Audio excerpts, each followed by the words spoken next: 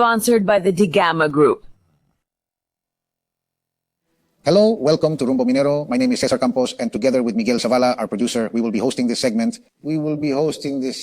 How are you, Miguel? How are you, Cesar? Nice to be with you today.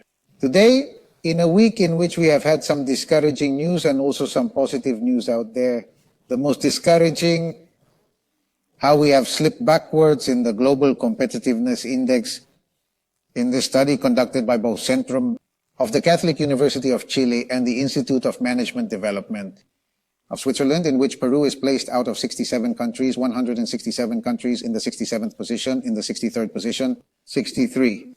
This is a terrible fall, and of course it also has implications in the mining field. Miguel? That's right, Cesar. Well, it was something that was coming because of all the problems that we are going through from the economic. We are going through from the economic point of view with the exit of the recession.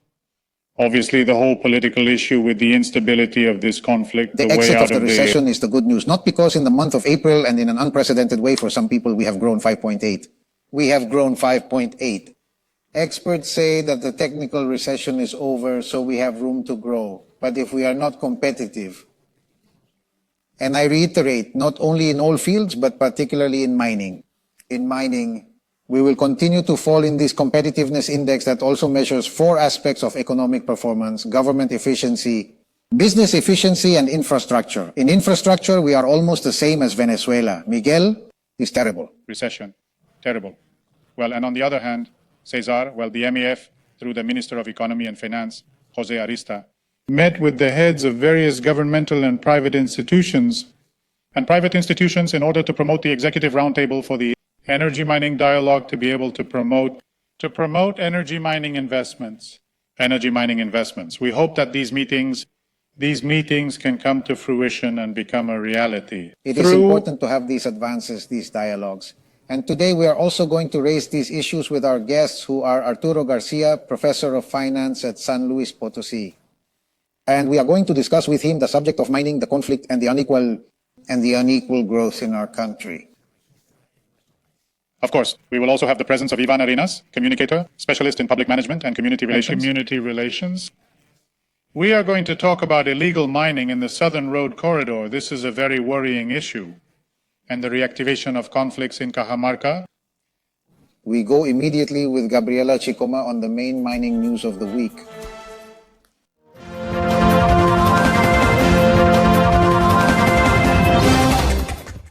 These are the main mining news of the week.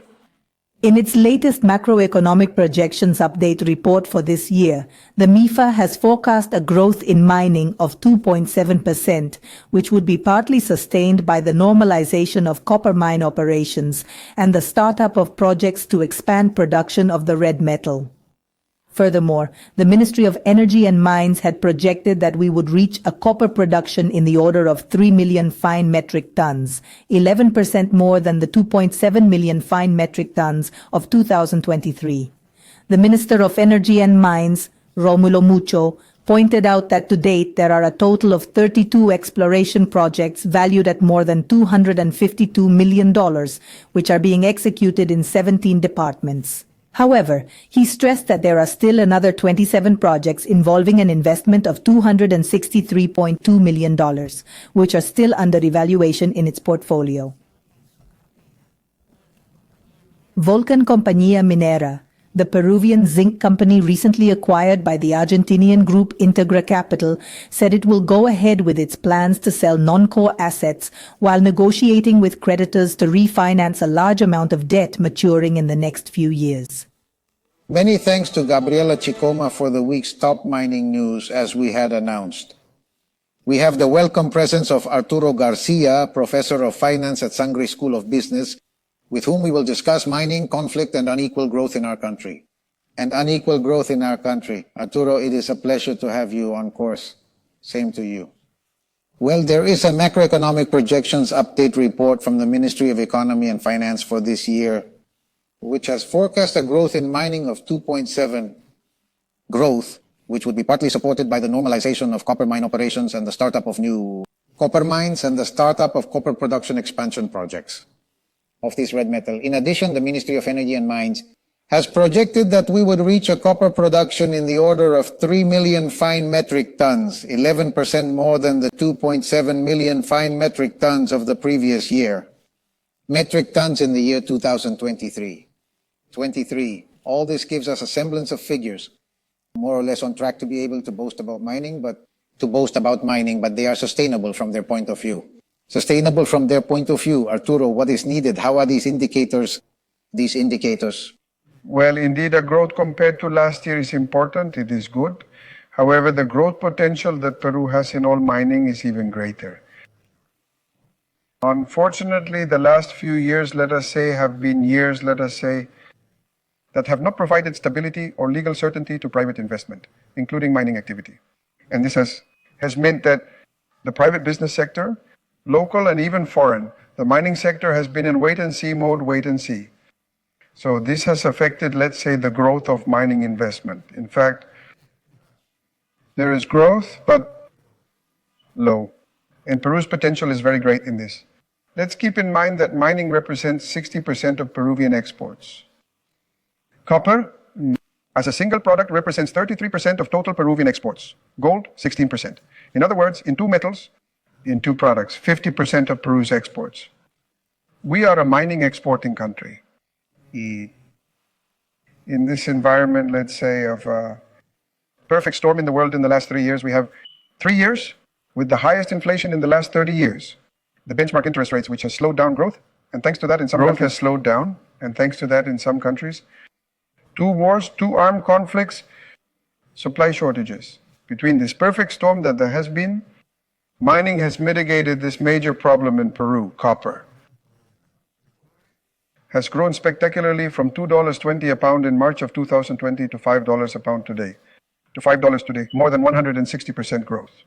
Gold, which was at $1,600 an ounce in March 2020, and I am talking about the reference of March 2020, where the quarantine of the COVID issue starts, is now at $2,350. So it is really a sector fundamental for the Peruvian economy for growth, employment generation, and poverty reduction. Arturo, well, a problem that we have been dealing with week after week here at Rumbo Minero is the issue of illegal mining. Here in Rumbo Minero is the issue of illegal mining. It seems that the fathers of the country are not in tune with eradicating this problem. We have been surprised to learn that the Energy and Mines Commission of the Congress gave the green light to an opinion that establishes a regime for requesting and granting mining concessions in artisanal and small-scale mining areas. In Madre de Dios of God. This project, promoted by Congressman Carlos Salwana, obviously generates concern throughout the sector because it would allow those registered in the rainfall, which he does not meet the necessary requirements necessary to be able to operate, could take possession of these concessions. It seems that the Congress, and especially some congressmen, act based on interest. Well, this was already seen in March with the rainfall extension, which obviously again endorses illegal mining. What do you think about this? That is, about the actions of the Congress regarding the fight against illegal mining? It does not seem to be. Not to move forward on this. Well, in fact, one of the problems I have seen in recent years within the political stability in the country, 6 presidents in 8 years. In 8 years, we have the Congress in its totality, in great part, 80%. It is not that it is the right, it is not that it is the left, it is not that it is the center, but in great part, most of it has been guided by partisan, personal issues. And suddenly also defending certain groups, let's say economic or sectorial. So what is more, this has led to the fact that rating agencies in the last few years have lowered their ratings, downgraded ratings, despite the strong economic fundamentals that the country still has. And politics is already seen these years that it is strongly affecting the economy and therefore the improvement of welfare and getting out of poverty. And in the fundamental sector of mining, in effect, illegal mining is a problem that has existed for a decade and a half, 2 decades, right? Decade and a half, 2 decades, right? And it is given, precisely promoted and fostered by the continuous, let's say, expansions of formalization requirements. Formalization requirements that have not been met and have had a minimal effect, right? And while it is true, this may be destined to allow some artisanal miners, that some artisanal or informal miners or legal miners may be able to convert to legality or formality. To legality or formality, only, as they say, 24% of those who are in illegal reform are registered. So it does not benefit the mining sector in general and the corresponding populations. Legal mining whistles with legal mining, of course, but we observe some, at least the one who speaks to you a thin line, that separates a very, very fragile border to illegal mining from artisanal and informal mining. Recently, there has been a very interesting event in Huánuco that has been addressed by the regional government itself, because this is an issue in which several parties have to give in. Look how it is being capitalized on politically by very clear tendencies such as that of Mr. Antauro Humala. Rather, the discontent that can be generated within this sector, knowing that illegal mining must be fought hard, of course. Illegal mining, of course. No, but if we do not discover that thin line and we do not help artisanal mining, a subject that we are also going to address at Expo Mina as an organization of the Digama Group, which promotes the Rumbo Minero program. In any case, it is necessary to focus it very well. There is a proposal that Minen, for example, the Ministry of Energy and Mines, should be the only governing body and take away from the regions.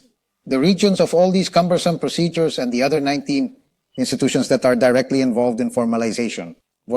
I do not know what Arturo thinks about this. There should be an entity. Yes. If there is one of these entities, it would take technical concept, such as the Ministry of Mines, because in fact only to authorize exploration, I do not say exploitation, mining exploration, more than 200 procedures are required in about 20 institutions, 20 documents, and it takes 5 years. So when in other countries it is done very quickly, in a matter of months, and we have wasted, let us say, precisely this boom in mineral prices that has taken place in the last 2 years. Indeed, now, although it is true that this difference of informal mining, which is the one that takes place in places where there are concessions, or rather where it is possible to exploit, and illegal mining, which takes place in rivers, at the edge of rivers, on the banks of rivers, water basins, which has also created a feeling in the population, in the communities, that mining affects the water when it is mining, that mining affects the water when it is illegal mining, that is positioned illegally, it is worth the redundancy in those water concentrated in the Mesa. In the Miguel, in river, addition, concentrated in Madre de Dios. This is a very mining is very reality, high, isn't it? That's right. And in addition to the water issue, it affects biodiversity, fauna, flora, everything. And it also competes in some way with the private sector. We have just the Andean corridor that is Cusco, Arequipa, Apurimac, are about 480 kilometers, where the trucks, let's say the mines in those areas, go to the markets. The number of transportation units of the illegal mines is as or more numerous than those of the large legal mining companies. So they are competing in terms of infrastructure to be able to transport the products. So it is an evil that the government and the Congress should, let's say, be clear about the issue and act. Actually, Arturo, and quickly, because we have a minute left, I wanted to get your opinion on how to recover such an important mining region as Cajamarca, considering that it has mining projects for more than $1 billion, among which stand out Conga, Galeno, La Granja, Michiquillay, and it is one of the poorest regions in the country. 16 of Cajamarca's 20 districts have very high levels of poverty. How to combat anti-mining discourses, communist ideologies in this region, in order to recover Cajamarca as a mining region again? With rigorousness. I believe that here there has to be a clear communication issue, both by the state and by the mining companies. And precisely because Cajamarca is the best example. The Conga project did not emerge in the year 2011, as I would call you in Arequipa, for example, has made Cajamarca, in effect, one of the poorest areas of the country, with so much wealth that it has, let's say, mining underground. So a communication issue, a matter of reaching finally. There is also the issue of combating illegal mining and clearly separating the issue of illegal mining, which does affect, let us say, water, pollutes and contaminates areas of flowers and fauna. And what is illegal mining formed with all the technology, let's say, that precisely improves the quality of water, the potential of water, and converts to recycled water, to speak of water, the benefit of agriculture and all sectors. So I believe that there is a communication issue there, and it also declares a fight against illegal mining. And just talking about competitiveness, the report on competitiveness has just come out, where Peru is going backwards.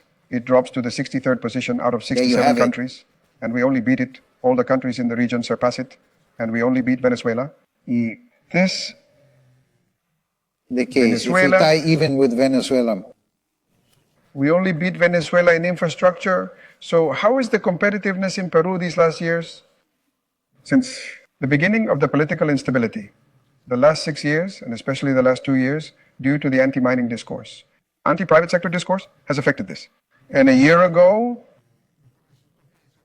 Peru dropped from 39th to 37th to 59th place in mining competitiveness.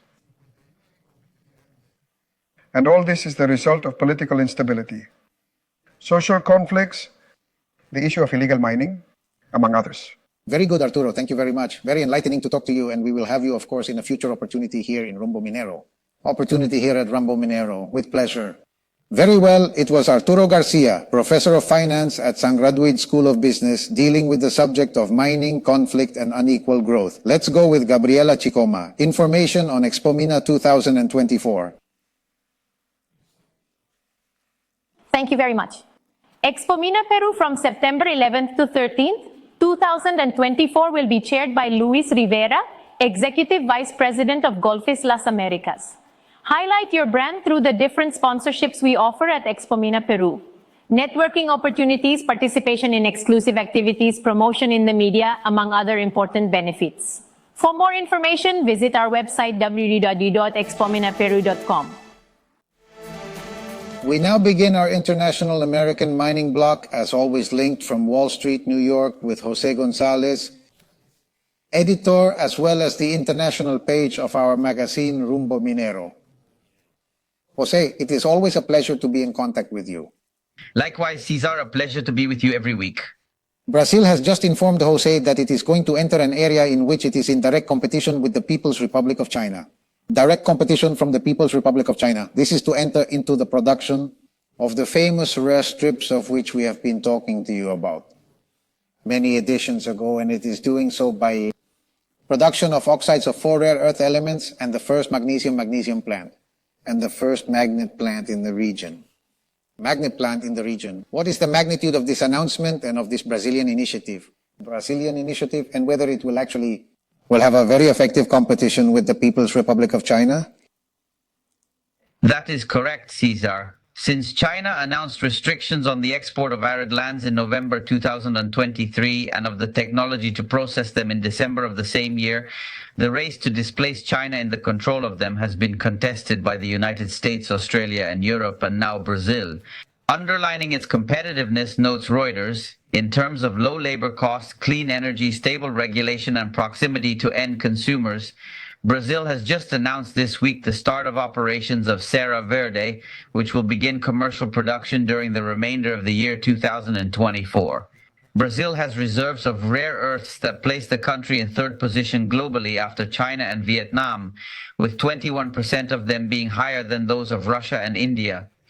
Brazilian production should increase as a function of incentives from Western governments that would contribute to refining and processing them in the country. According to analysts, Brazil has the most miniable greenfields outside China, whose potential will be boosted by the construction of a magnet factory, which is essential for the manufacture of electric vehicles, wind turbines, industrial robotics, and defense systems, which is expected to start operations by the end of the year. However, competing with China in real terms will take time, since China produces 240,000 metric tons of rare earths, about 90% of the global production, in what is called middle waters, that is, production, refining, and manufacture of magnets, while Serra Verde, whose project will take 15 years to be developed, will have a production of 5,000 metric tons, which should double in 2030. The country has, however, ongoing projects in Minas Gerais and the northeast that would increase production. Serra Verde has its main clay production, from which rare earth oxides are derived in Pelema, in the Minaju deposit, in the state of Goiás, and produces 4 elements used in the production of permanent magnets: neodymium, praseodymium, terbium, and dysprosium. The mine is an open-pit, low-risk mine with production processes that do not use hazardous chemicals and operates entirely with renewable energy, and is located in a mining district where there are no major social conflicts. It is a start, but probably when all the alternative producers join in, China could have a sub-virtual monopoly dispute. There you go. Jose, well, continuing with our coverage towards Expomina and within the framework of Confirmin, which will be held from the 11th to the 13th, September 11th to 13th, I'd like you to give us more details about the Public Policy Forum from 2025 to 2026 that will be held at Expomina. My pleasure, Miguel. According to the recommendations of the Commission for Sustainable Mining Development in Peru, public policies on mining in the country should include three dimensions: environmental, social, and economic. Thus, the School of Government and Public Policy of the Pontificia Universitaria Católica del Peru emphasizes state interventions that contribute to increase efficiency as well as equity based on the formulation of state policies for mining development, including artisanal and small-scale mining, which is called the MAPA. Together with these, the school proposes to organize the regulatory and management framework for mining exploration and to reform the distribution and management of mining canon and royalty transfers, prioritizing territorial development pilots around mining corridors, where early and collaborative intervention frameworks are formulated for social and environmental obligations, as well as the reinforcement of their control. There are already several initiatives from the current government, particularly in the single window, to reduce approval levels, which have been increasing over the years. The Public Policy Forum on Mining at the University of San Martin de Porres seeks to discuss the state's mining agenda and the strategies and policies necessary for the development of the mining industry. In the country. The forum is chaired by Delia Muñoz, coordinator of the Master's Program in Conflict Resolution at Universidad de San Martin de Porres. As we have mentioned, each forum has 4 people knowledgeable in the respective area, who together with Ierdestos will address all aspects related to each subject. See you at the Yoki Exhibition Center from September the 19th to the 13th of September. Great, Jose. Thank you very much, as always, for all the information, the opinions, the comments that you bring us, and we will be linking up next week. So, Jose Gonzáles from Wall Street in New York, international editor of our magazine, Rumbo Minero, which you can access free of charge if you use the BBB. If you go to the internet, www.rumbo.rumbominero, with everything mentioned by Jose Gonzáles. This valuable information that he always provides us with from New York, and also updating us on the dynamics of the mining sector at the mining sector at an international level. Good.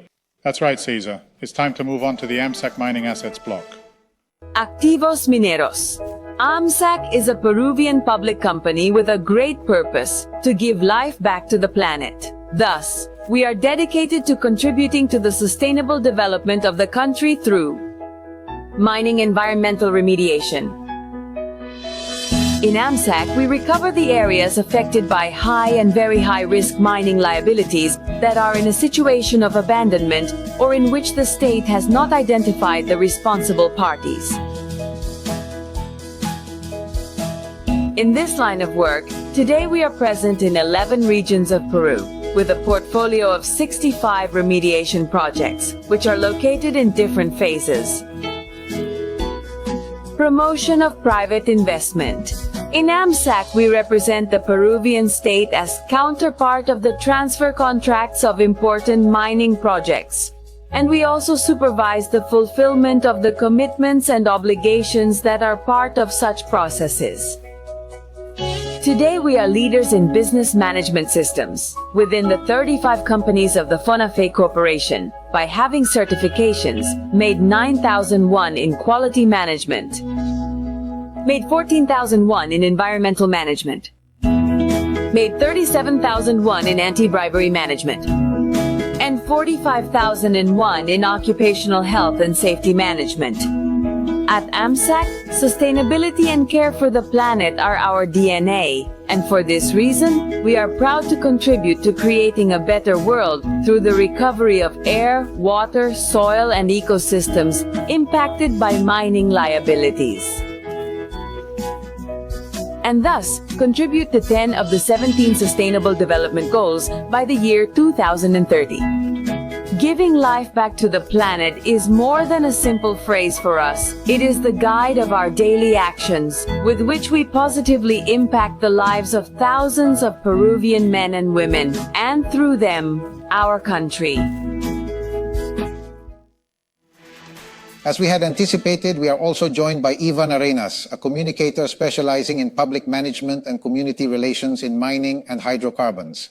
A friend of the house who always brings us updated and valuable information, and very valuable information. Iván, it is a pleasure to welcome you to Rumbo Minero, as always. Thank you, Miguel. Thank you very much. We have been watching a series of videos. You yourself have taken it upon yourself in some of the publicity for the ore trucks in the Vial Sur corridor. What is happening with non-formal mining, informal or illegal mining in this area of the Vial Sur corridor? Vial Sur corridor? Let's call it mining, shall we? Enchanted, formal, just to be a little bit more precise. It turns out that the corridor Vigal Sur, which basically comprises several regions, among them Arequipa, Purimac, Cusco, has been taken over. It has basically been taken over by mining. There is an explosion, a boom in non-formal mining, where basically it is not gold, but other types of minerals, basically copper and basically iron oxides, and basically iron oxides. So basically from about 120 cars to 150 cars go every day from non-formal mining, and they basically go to Chala, they go mainly to Nazca, to the plants where they are there for ore processing. It is new, that is to say, in the area there was already a long time ago, I am talking about 5 or 6 years ago, but initially, in an initial way, informal copper mining still exists. But what is new is iron oxide. So what we have is an explosion of non-formal mining openly, with the complicity even of some state officials and institutions, because they do it, let's say, in plain sight and patience, without respecting any kind of social and even less environmental standards. Social and even less environmental standards. We are talking about an average of 120 to 150 trucks that pass through this area every day. That pass daily through this area. It is even the most, it transports much more than what a formal mining company sends through this southern corridor on a daily basis. Yes? Not only that, but in addition to that, they produce negative externalities. They destroy the roads. They do not have all the steam from the pipe. They do not comply with the environmental standards. In short, but there are accidents on a daily basis. Those are negative externalities, but finally there is an issue that is important. That is to say... Exactly, but also off camera, you were talking to us that also not only the southern corridor, but also they are using other roads. Yes, of course, that is one... Another road that comes through here, the one that finally ends up converging in Espinar, are two roads that are affecting three fundamental mining companies that are there, like a trapezoid. So what is happening is an explosion of non-formal mining in the area, which is putting these mining operations and other mining projects in check. But as in the case of Condorcan, here it comes with other implications because it is a bigger social problem, isn't it? Because in Condorcan Canque, it has been pointed out that there is even rape of minors, human trafficking, in short, a series of collateral effects that sometimes illegality could have.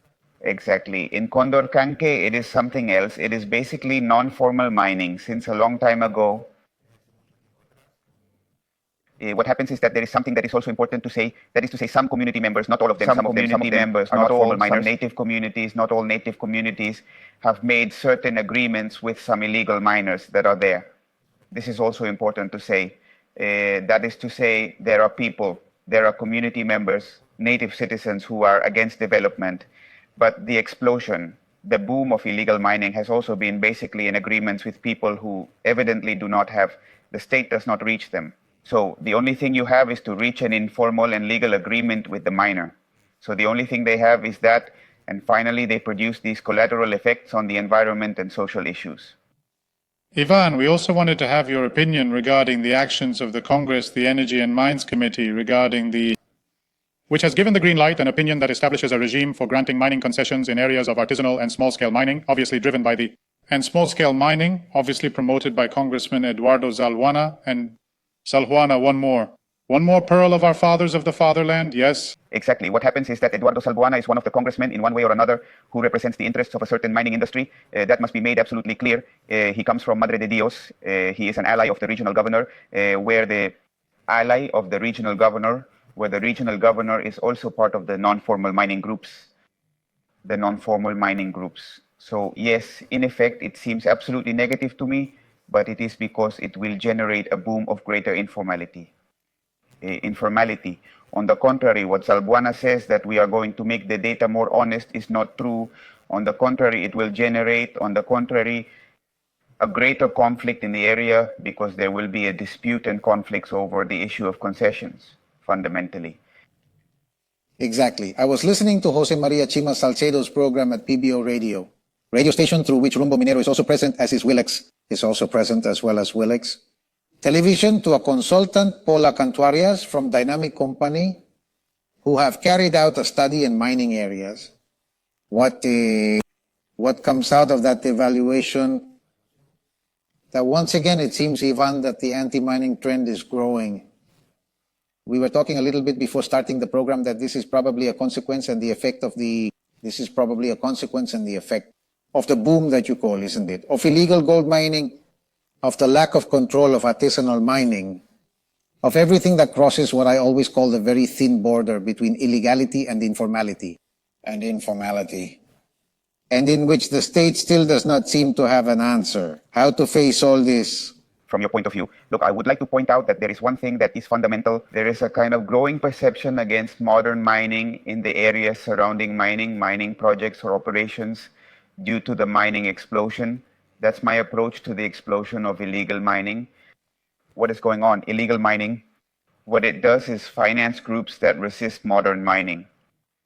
So these groups that resist modern mining are political operators. They are leaders that basically seek income issues. Or if they are not, they are non-governmental organizations, it must be said in all its letters as well. Then all of them come together evidently with the sponsorship, with the financing, many times of illegal mining. So a perception begins to be built against modern mining, but in favor of illegal mining. There is something that is also fundamental and that probably has not been said and that the study probably also picks up on. There is a perception, unlike drug trafficking, that illegal mining does have a positive perception among the people. In the communities, it does have a positive perception. Unlike drug trafficking, they feel that they are doing something that is not illegal. So illegal mining, non-formal mining has a legitimacy that drug trafficking does not have. We also wanted to know what is happening in Cajamarca. Ivan, we understand that a group of leftist congressmen have gone to this area. Please tell us what is happening in Cajamarca. In Jamarcapa, there is a mining operation, a mining project in Colpayok, and in April they started the mining exploration process. Remember that mining exploration processes in Peru are quite a lot, full of paperwork, difficult to do. So they reached an agreement with a local cooperative that has the land, and they wanted to start, and it was not done. And they wanted to start, and it was not done. Other people have come together around this, other leaders from other places, and evidently they have formed. And evidently, an anti-mining front has been formed there. And this anti-mining front has already been taken advantage of by the NGO Grufides, for example, and by other congresswomen, Mrs. Margot de Palacios, in short. Several of them, Sigri Bazan herself, I think, has already come out. However, they have been rejected on the one hand. On the other hand, obviously, they have been accepted. But what I want to tell you, and the bottom line is this, is that the left from the Congress is already starting to mobilize again, probably it is trying to build flags, and they are precisely in an important place, which is Cajamarca, where, remember, they prevented the Conga project from being executed. Incidentally, around Conga, there are already informal mining deposits where the communities and peasant patrols have denounced themselves, and there is informal mining. Imagine your illegal mining. So we are probably facing the beginnings again of this strategy of the left to be able to build an anti-mining narrative again, just at a time when the price of minerals, especially copper, is on the rise.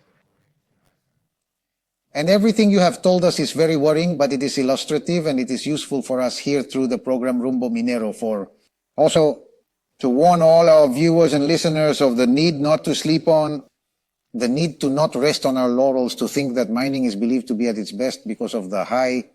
Mining is in its best moment due to the high price, especially the red metal, but that basically we have to continue working in these areas of a social nature.